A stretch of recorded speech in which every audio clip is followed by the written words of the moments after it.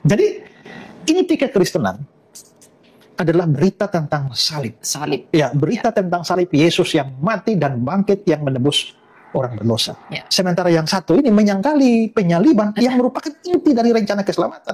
Maka bagaimana dia bisa dianggap sebagai penyempurna? Ya. Itu bukan penyempurna, penyimpangan itu namanya. Iya. Penyimpangan. Ya, jadi emang Islam nih pelengkap terus ya. Penyempurna lah Penyempurna ya. Penyempurna. Tapi sebenarnya penyempurnanya dalam arti gini.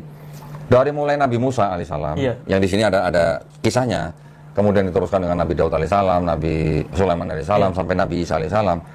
Ini kan semuanya kan mengajarkan satu hal yang sama. Pesannya semua sama. Apa? La ilaha illallah. Oh iya, menyembah Allah ya. Iya, pesan dari Nabi Musa, dari kembali ke Nabi Abraham alaihissalam sampai Nabi Nuh alaihissalam, Nabi Adam alaihissalam, semua pesannya sama. Nabinya banyak, pesannya sama, pesannya satu. Satu ya.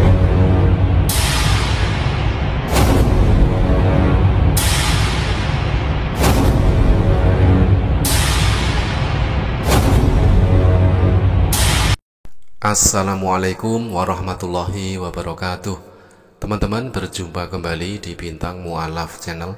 Mudah-mudahan kita semua selalu sehat walafiat di dalam lindungan Allah Subhanahu wa Ta'ala, dideraskan rezekinya dan juga dimudahkan segala urusannya. Kesempatan kali ini kita akan tampilkan kembali sebuah video dari Pendeta Ezra Soru yang sedang berbincang-bincang dengan Elia Mayron.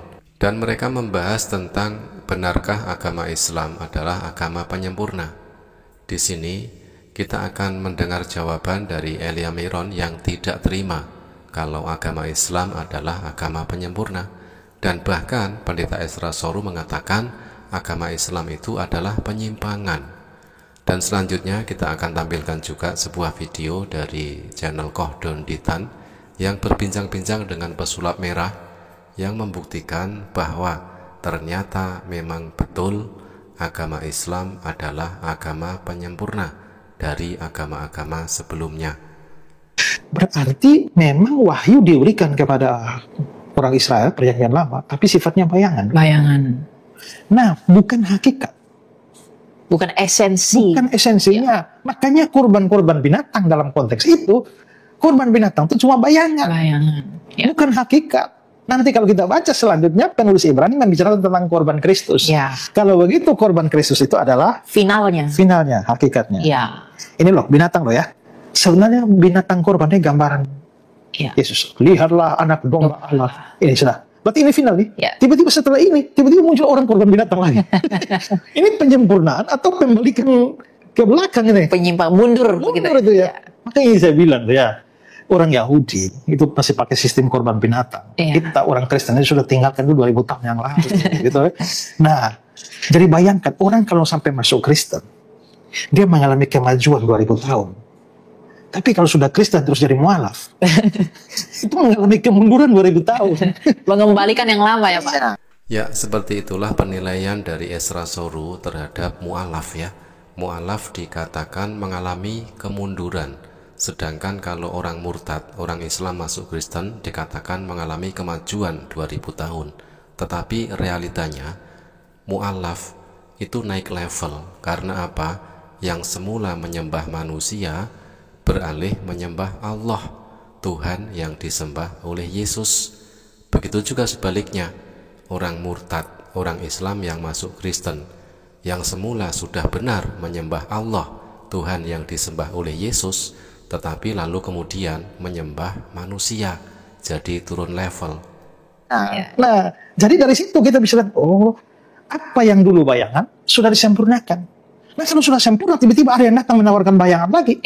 Masuk akalkah dia dianggap sebagai penyempurna? Kuncinya itu teman-teman, bayangan itu sudah sempurna di dalam Yesus. Tiba-tiba yang baru datang ini kembali lagi ke bayangan. Jadi apa sebenarnya yang disempurnakan? Ya tidak ada. Nah, karena itulah maka sebenarnya mungkin tidak bisa disebut sebagai penyempurna, tapi upaya untuk mengembalikan. Menghancurkan yang sudah sempurna itu. Nah, terus kita lihat ya, beritanya sama dalam perjanjian lama. Dalam gambaran-gambaran nih bahwa akan ada korban. Demi penebusan dosa harus ada korban. Di dalam Kejadian pasal 3, pada waktu manusia berbuat dosa lalu telanjang, lalu mereka ambil daun ara semak, lalu Tuhan memberikan pakaian dari kulit binatang. secara implisit artinya ada binatang yang dikorbankan ya. Ada nyawa. Ya. Ya. Untuk menutupi ketelanjangan manusia berdosa. Ya. Selanjutnya dijadikan menjadi hukum sistem kurban di dalam upacara perjanjian lama. Nah, sekarang kalau kita sudah bisa lihat dia dari situ, ini harus ada kurban. Makanya waktu Yesus datang, dia datang menggenapi sistem kurban itu dengan mengorbankan dirinya sendiri. Jadi rupanya dua babakan wahyu. Pertama dalam Yahudi yang diberikan sistem korban, ternyata di dalam kekristenan korban yang sesungguhnya datang. Muncul berikut yang muncul ratusan tahun kemudian nggak mengakui ada korban. Ya. Ya, tidak mengakui bahwa ada korban penebus salah. Korban penebus salah. Iya. Ya. Padahal mereka ngakunya punya Taurat, Pak, tapi tak tahu pengampunan dosa itu harus dengan pengorbanan. Ya. Jadi inti kekristenan adalah berita tentang salib. Salib. Ya, berita tentang salib Yesus yang mati dan bangkit yang menebus orang berdosa. Ya. Sementara yang satu ini menyangkali penyaliban yang merupakan inti dari rencana keselamatan. Maka bagaimana dia bisa dianggap sebagai penyempurna? Ya. Itu bukan penyempurna, penyimpangan itu namanya. Iya, iya, iya. Penyimpangan. Nah, disinilah Pendeta S. Salasuru mengatakan kalau Islam itu adalah agama penyimpangan karena tidak mengakui penebusan dosa yang dilakukan oleh Yesus. Tetapi benarkah atau pernahkah Yesus mengajarkan penebusan dosa? Bagi umat Kristen, meyakini Yesus sebagai korban penebus dosa adalah sertifikat keselamatan sekaligus jaminan bahwa kelak akan terhindar dari kebinasaan kekal di neraka. Bagi Kristen, meyakini Yesus sebagai korban penebus dosa merupakan satu paket dengan meyakini Yesus telah menyerahkan nyawanya dan mati terkutuk di tiang salib. Cukup hanya dengan keyakinan semacam itulah yang akan menjadikan Yesus sebagai juru selamat mereka. Secara ringkas, umat Kristen meyakini bahwa agar terhindar dari kebinasaan kekal di neraka, maka mereka harus meyakini Yesus terlahir ke dunia sebagai juru selamat untuk menebus dosa warisan Adam kepada anak cucunya melalui penyerahan nyawa dan mati terkutuk di tiang salib. Karena itu, menyangkut hidup kekal di akhirat kelak, apakah akan kekal di neraka atau kekal di surga, maka sudah sepatutnya umat Kristen memastikan sendiri, benarkah Yesus menjamin keselamatan manusia melalui ajaran dan doktrin agar umat Kristen meyakini Yesus sebagai korban penebus dosa. Bagi umat Kristen, meyakini Yesus sebagai juru selamat penebus dosa waris mereka adalah hal yang sangat luar biasa besar resikonya.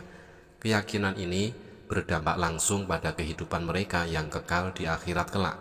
Apakah keyakinan tersebut benar-benar menjamin mereka akan selamat dari api neraka? Atau justru sebaliknya? Padahal setelah semua kebenaran itu terbukti nanti, sudah tidak ada lagi peluang untuk kembali ke dunia guna memperbaiki keyakinannya. Oleh karena itu, sudah sepatutnya diperlukan jaminan langsung dari Allah atau dari Yesus atas nama Allah yang menyatakan bahwa Yesus adalah juru selamat bagi manusia yang percaya bahwa dia terlahir ke dunia untuk menebus dosa dengan cara mati terkutuk di tiang salib. Nah, lalu kepastian apa yang dapat membuat manusia percaya kepada doktrin ini? Dari penelusuran Bible, kita mengetahui bahwa ternyata sejak zaman Adam hingga zaman sebelum kelahiran Yesus, tidak seorang pun pernah menerima ajaran dari para nabi dan para orang-orang suci terdahulu tentang adanya dosa asal atau dosa waris Adam. Apalagi keharusan bagi setiap anak cucu Adam untuk menebusnya. Demikian pula pada masa Yesus berdakwah hingga kepergiannya, tidak seorang pun pernah menerima ajaran dari Yesus sendiri tentang adanya dosa waris dan keharusan menebusnya. Ajaran yang tidak pernah dikenal oleh Yesus ini muncul jauh setelah Yesus sendiri tidak ada di dunia. Tidak sedikit di antara para peneliti dan sarjana Bible yang baik secara diam-diam atau secara terbuka, lalu beralih keyakinan menjadi ateis atau mu'alaf, menyimpulkan bahwa ajaran dan doktrin penebusan dosa di dalam kekristenan sebenarnya adalah sinkretisme atau gabungan dari ajaran Yesus dengan kepercayaan orang-orang musyrik jahiliyah penyembah berhala yang mengaitkan peristiwa penyaliban orang tak dikenal yang mereka yakini adalah Yesus sebagai kurban tebusan suci. Keselamatan menurut Yesus. Sebelum masa dakwah Yesus yang oleh umat Kristen disebut sebagai zaman Taurat, orang-orang pada zaman itu mengenal ajaran keselamatan adalah dengan mempercayai Allah sebagai satu-satunya Tuhan, sebagai satu-satunya juru selamat dan sebagai satu-satunya penebus. Hal itu ada tertulis di dalam Yesaya 45 nomor 21, "Bukankah aku Tuhan, tidak ada yang lain, tidak ada Allah selain daripadaku, Allah yang adil dan juru selamat, tidak ada yang lain kecuali aku." Yesaya 49 nomor 26, supaya seluruh umat manusia mengetahui bahwa aku, Tuhan, adalah juru selamatmu dan penebusmu yang maha kuat, Allah Yakub. Hosea 13 nomor 4, "Tetapi aku adalah Tuhan, Allahmu, sejak di tanah Mesir. Engkau tidak mengenal Allah kecuali aku, dan tidak ada juru selamat selain dari aku." Mereka sama sekali tidak pernah menerima ajaran tentang dosa waris Adam dan keharusan menebus dosa tersebut agar memperoleh keselamatan.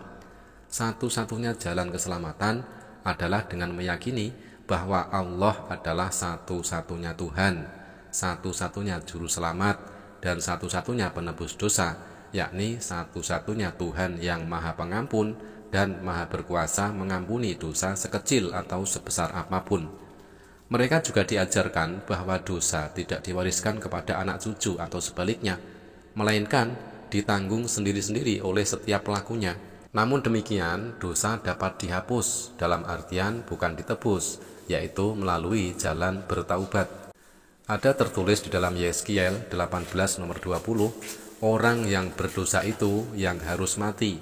Anak tidak akan turut menanggung kesalahan ayahnya, dan ayah tidak akan turut menanggung kesalahan anaknya. Orang benar akan menerima berkat kebenarannya, dan kefasikan orang fasik akan tertanggung atasnya." Yeskiel 18 nomor 21, "Tetapi jikalau orang fasik bertobat dari segala dosa yang dilakukannya dan berpegang pada segala ketetapanku, serta melakukan keadilan dan kebenaran, ia pasti hidup, ia tidak akan mati." Yeskiel 18 nomor 22, "Segala durhaka yang dibuatnya tidak akan diingat-ingat lagi terhadap dia, ia akan hidup karena kebenaran yang dilakukannya." Yeskiel 18 nomor 23, "Apakah aku berkenan kepada kematian orang fasik? Demikianlah firman Tuhan Allah, bukankah kepada pertobatannya supaya ia hidup?" Seperti itu juga ajaran keselamatan yang diajarkan oleh Yesus kepada kaumnya. Yesus sama sekali tidak pernah mengajarkan adanya dosa waris dan keharusan menebusnya. Sehingga tentu saja Yesus sama sekali tidak pernah mengajarkan dirinya terlahir ke dunia ini untuk menebus dosa dan harus menyerahkan nyawanya dengan cara mati terkutuk di tiang salib. Selanjutnya kita akan tampilkan sebuah video dari Kohdonditan bersama pesulap merah yang membuktikan kalau ternyata agama Islam adalah agama penyempurna. Jadi emang Islam nih pelengkap terus ya? Penyempurna lah ya, bilang penyempurna. Tapi sebenarnya penyempurnanya dalam arti gini. Dari mulai Nabi Musa alaihissalam, yang di sini ada kisahnya, kemudian diteruskan dengan Nabi Daud alaihissalam, Nabi Sulaiman alaihissalam, sampai Nabi Isa alaihissalam. Ini kan semuanya kan mengajarkan satu hal yang sama. Pesannya semua sama. Apa? La ilaha illallah. Oh iya, menyembah Allah ya. Iya, pesan dari Nabi Musa, dari kembali ke Nabi Abraham alaihissalam sampai Nabi Nuh alaihissalam, Nabi Adam alaihissalam, semua pesannya sama. Nabinya banyak, pesannya sama, pesannya satu. Satu ya, iya. Iya, Nabi. Nah, sekarang gua kasih lihat nih. Apa? Ini yang dianggap sebagai ajaran Yesus. Oke? Ada ayat begini. Yohanes 17 ayat 3. Yohanes 17 ayat 3, oke. Inilah hidup yang kekal itu, yaitu bahwa mereka mengenal Engkau satu-satunya. Engkau ini Bapa, maksudnya Engkau ini Tuhan Maha Esa, satu-satunya. Satu-satunya Allah yang benar, dan mengenal Yesus Kristus yang telah Engkau utus. Coba. Ini Bapa, satu-satunya Allah yang benar. Gue bacanya Allah karena di sini nggak ada tasdid. Oh iya. Satu-satunya kan nggak ada tasdid itu, jangan Allah dong. Iya. Satu-satunya Allah. Satu-satunya Allah yang benar. Yesus Kristus yang Kau utus. Diutus berarti utusan. Utusan kan? Iya, coba terjemahin ke bahasa Arab. Berarti apa? La ilaha illallah, Isa Rasulullah. Iya. Betul nggak? Iya. Nah udah ini yang di zaman ini, ini dianggap yang ngomong Yesus. Oh, ini dianggapnya iya. Yesus yang ngomong. Ini dianggapnya perkataan Yesus lah ya. Oh, oke. Sekarang kalau Yesus, Bapa itu satu-satunya Allah yang benar, Yesus utusan, berarti bahasa Arabnya kan la ilaha illallah Isa Rasulullah. Iya. Betul. Kalau di Islam gitu kan. Iya, benar. Nah, oh, ada juga. Melalui video dari Kohdon Ditan yang berbincang-bincang dengan pesulap merah ini, sangat jelas sekali ya, membantah tuduhan dari pendeta Esra Soru yang mengatakan Islam agama penyimpangan. Ternyata agama Islam sebagai agama penyempurna meluruskan penyelewengan yang dilakukan oleh umat Kristen. Notabene Yesus dan para nabi sebelum Yesus mengajarkan tauhid, yaitu menyembah hanya kepada Allah yang Maha Esa. Lalu kenapa pendeta Esra Soru dan umat Kristen justru malah menyembah Yesus? Sedangkan Yesus saja mengajarkan menyembah hanya kepada Allah. Kita akan buktikan dan kita akan tampol tuduhan dari pendeta Esra Soru tersebut. Tauhid Nabi Musa tertulis di dalam Ulangan 4 nomor 35. Semua itu ditunjukkan Tuhan kepadamu untuk membuktikan bahwa hanya Tuhan itu Allah dan tidak ada yang lain. Ulangan 6 nomor 4. Saudara-saudara, ingatlah hanya Tuhan dan Tuhan saja Allah kita. Tauhid Nabi Daud tertulis di dalam Samuel 7 nomor 22. Engkau sungguh besar ya Tuhan Allah, hanya Engkaulah Allah, tidak ada yang sama dengan Engkau. Kami tahu hal itu sebab sudah diberitahukan sejak dahulu. Tauhid Nabi Sulaiman atau Raja Salomo ada di dalam Raja-Raja 8 nomor 23. Dan berdoa, Tuhan Allah Israel, di langit ataupun di bumi tak ada yang seperti Engkau. Engkau menepati janjimu dan menunjukkan kasihmu kepada umatmu yang setia dan taat dengan sepenuh hati kepadamu. Tauhid Nabi Yesaya tertulis di dalam Yesaya 43 nomor 10. Hai umatku, kamulah saksi-saksiku, kamu kupilih menjadi hamba-hambaku, supaya mengenal aku dan percaya kepadaku, dan mengerti bahwa akulah Allah, aku Allah yang Maha Esa, tak ada lainnya sebelum dan sesudah aku. Nah, ini intinya teman-teman ya. Ayat ini akan menampol tuduhan dari pendeta Esra Soru. Ternyata Yesus mengajarkan tauhid. Yesus mengajarkan menyembah hanya kepada Allah yang Maha Esa. Tertulis di dalam Markus 12 nomor 29, jawab Yesus, hukum yang terutama ialah, dengarlah hai orang Israel, Tuhan Allah kita, Tuhan itu Esa. Yohanes 17 nomor 3, inilah hidup yang kekal itu, yaitu bahwa mereka mengenal Engkau satu-satunya Allah yang benar, dan mengenal Yesus Kristus yang telah Engkau utus. Jadi sangat jelas sekali, agama Islam sebagai agama penyempurna meluruskan penyelewengan-penyelewengan yang dilakukan oleh agama sebelumnya. Sangat jelas sekali apa yang tertulis di dalam Bible kepunyaan pendeta Esra Soru, bahwa semua nabi, bahkan Yesus yang dianggap sebagai Tuhan oleh pendeta Esra Soru itu juga mengajarkan hal yang sama, yaitu mengajarkan ajaran tauhid atau mengajarkan bahwa Allah itu Esa, sebab ajaran tersebut adalah ajaran yang lurus agar manusia selamat menuju kehadirat Allah yang Maha Esa. Di sini diceritakan Yesus doanya sujud. Doanya sujud. Iya. Diceritakan Yesus disunat. Ada doanya sujud, Yesus sujud. Ada nanti. Ada diceritakan lagi Yesus puasa. Oke. Ya. Jadi Yesus doanya sujud, Yesus disunat, Yesus puasa, nggak makan babi. Nggak ada makan babi. Di sini nggak ada cerita Yesus makan babi, nggak ada. Itu doang tuh yang agak beda tuh, kan kayak ajaran Kristen kayak biarawati pakai kerudung. Kok di Kristen menghalalkan babi, ini dari mana nih? Apakah memang di Kristennya kah? Nanti dulu ya. Nanti kita sampai situ ya. Itu doang yang beda tuh. Ini 4 ya, 4 udah ya. Terus ketika di sini Yesus diceritakan di salib, ini kan yang diceritakan di salib kan Yesus nih. Iya. Islam kita tidak mengimani Nabi Isa alaihissalam dibunuh dan disalib. Iya, betul. Di sini yang diceritakan di salib adalah Yesus. Ketika sudah disalib, diturunkan, dikafanin, nggak masuk peti. Oh iya. Berarti sekarang Yesus sholat sujud, disunat, puasa, nggak makan babi, dikafanin. Sekarang umat beragama apa yang semuanya dilakukan ini, yang melakukan ini? Islam ya. Islam. Berarti kita sebenarnya sedang ngikutin sunnah Yesus di Bible. Oh iya benar. Kita pengikut Yesus garis kelas ya. Sunnah Yesus lah ya. Iya. Nah, ternyata umat Islamlah yang mengamalkan apa yang diajarkan oleh Yesus. Seperti yang tadi disebutkan oleh Kohdon Ditan, Yesus bersujud, Yesus puasa, Yesus tidak makan babi, dan lain sebagainya. Ternyata umat Islam yang mengamalkan itu. Nah, kalau umat Kristen mengklaim pengikut Yesus, ajaran Yesus yang mana yang diamalkan oleh umat Kristen? Jadi tuduhan dan fitnahan dari pendeta Esra Soru yang menuduh Islam adalah agama penyimpangan sudah terbantahkan oleh Kohdon Ditan, menunjukkan bahwa Islam sebagai agama penyempurna. Islam mengamalkan apa yang diajarkan oleh para nabi sebelumnya, termasuk Yesus, yang mana agama Islam menyembah hanya kepada Allah yang Maha Esa. Demikian, mudah-mudahan bermanfaat. Jazakumullah khairan kasiron.